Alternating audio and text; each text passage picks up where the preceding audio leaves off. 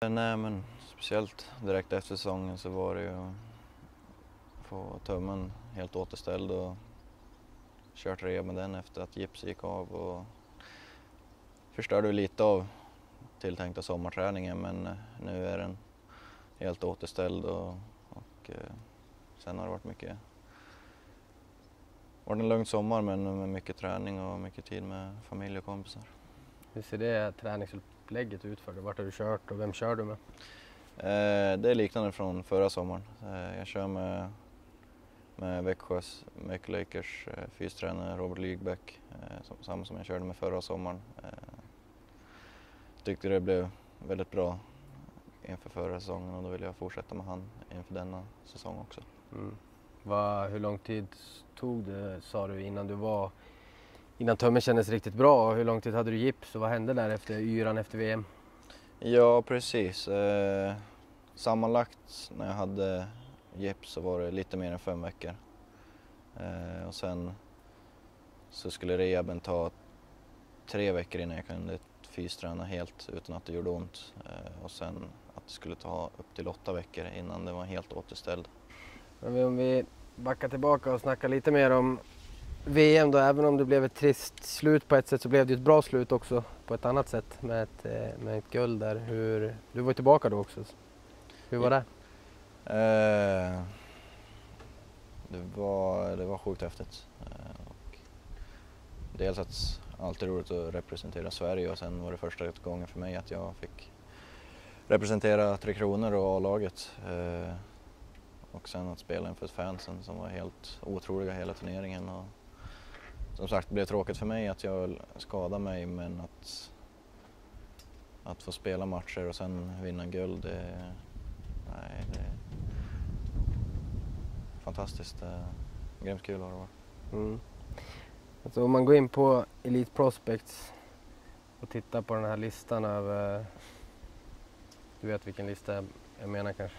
Ja. Alltså, hur reflekterar du över hela fjolåret egentligen om du tittar tillbaka på milstolpar och rekord och guld och allt som skedde? Ja, jag vet inte exakt vad jag ska svara, för att så vi backar tillbaka ett år så tror jag att jag var i USA nu i Plymouth och spelade junior landslagsturnering och då hade inte jag alls en bra turnering.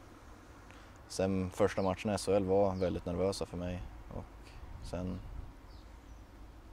vet jag bara exploderade och allt bara kändes hur bra som helst med träning och lag och trivdes i Växjö, så att sen bara flöt det på hela säsongen och gick bättre och bättre, så att det var den säsongen jag inte kunde drömma om. Hur påverkas man av det, av att hela tiden känna att man ändå klarar av de här stegen? Det är såklart väldigt positivt för mig att jag kan fortsätta prestera när det väl gäller och jag blir bara ännu mer taggad och fokuserad när det är viktigare matcher som står på spel och det är de matcherna jag gillar att spela mest. Så och att jag nu har lyckats kunna prestera när det varit slutspel med Växjö. Så att ska säga den kanske en bra egenskap att kunna ta med sig och förhoppningsvis kunna fortsätta med karriären. Ja, precis. Nej, men det är som du säger, jag är en känslomässig person.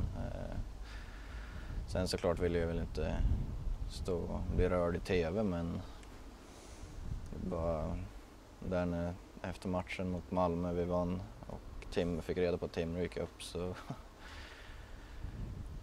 kunde jag inte hålla tillbaka glädjetårarna, och för att som sagt Timrå ska vara i SHL och det har varit tuffa år och liksom varit hemma från att gå i konkurs.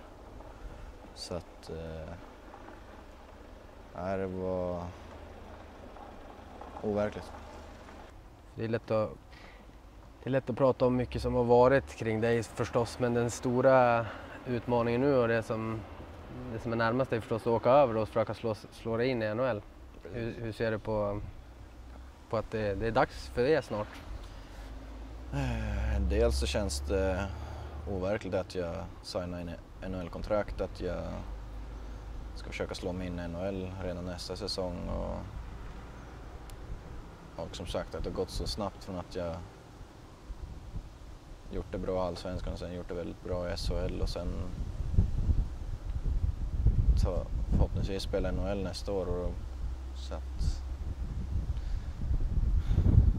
jag är redo utmaningar. Jag gillar utmaningar, men jag vet inte, jag tror det här blir min tuffaste utmaning, men det är jag redo för och ska göra mitt bästa för.